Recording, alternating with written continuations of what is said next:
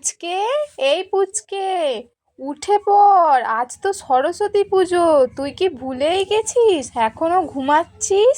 তাড়াতাড়ি উঠে পড়। দেখ, আমি স্নান করে রেডি হয়ে গেলাম।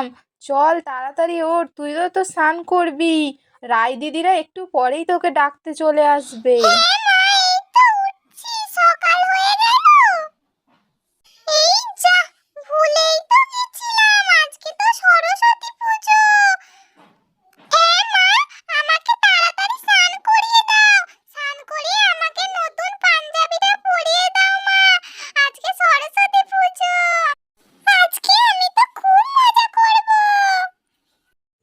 তোকেই পাঞ্জাবিটা পরে কিন্তু খুব মানাচ্ছে, খুব সুন্দর লাগছে।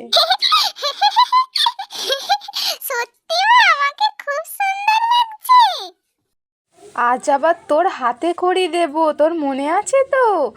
ঠাকুর মশাই সব লিখে দেবে, তুই সব লিখবি। যা বলবে সব বলবি, ঠিক আছে? সব লিখবি।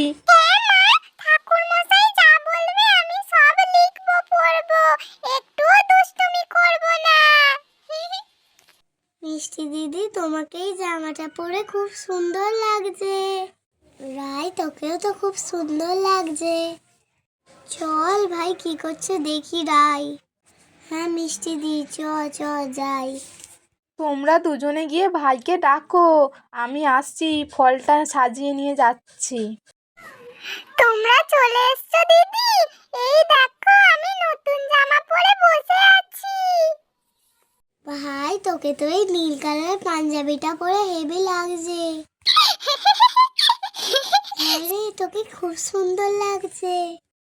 তোরা চলে এসেছিস? বাহ, মিষ্টি আর রাই দুজনকেই তো খুব সুন্দর লাগছে। কই রে, তোদের সবার হলো? আমি তো ফল নিয়ে চলে এলাম, দেরি হয়ে যাচ্ছে। চল সবাই এবার পুষ্পাঞ্জলি দিতে। হ্যাঁ, এই তো দিদি, যাবো তো। পুচকের বাবা বাইরের দিকে একটু গেছে, আসুক একসাথে সবাই চলে যাব। ওই রাই, তুই বই আনিস? আজকে তো ঠাকুরের কাছে বই জমা দিতে হবে। যা, আজকে দিদি বই জমা দিতে হবে ঠাকুরের কাছে। আমি তো একদম ভুলে গেছিলুম। রাই, তুই কোন বইটা জমা দিবি? আমি তো বাংলা বই জমা দেবো ঠাকুরের কাছে। তুমি কোন বইটা জমা দেবে? আমি তো ইতিহাস বই জমা দেবো।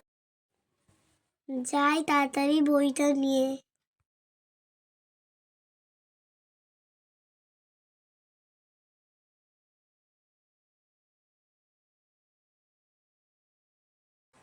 রাই তোর বইটা আনতে গেল, আমি যাই আমার বইটা নিয়ে আসি।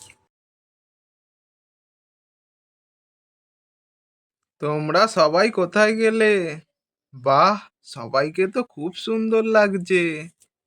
পুচকে আর আমার জামাটা তো পুরো ম্যাচিং ম্যাচিং হয়ে গেছে।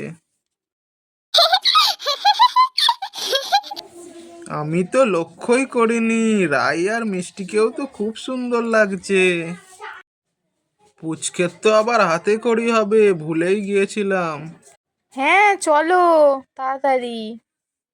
আমি তো দেখে এলাম বাউন ঠাকুর তো চলে এসছে, চলো এবার যাওয়া যাক।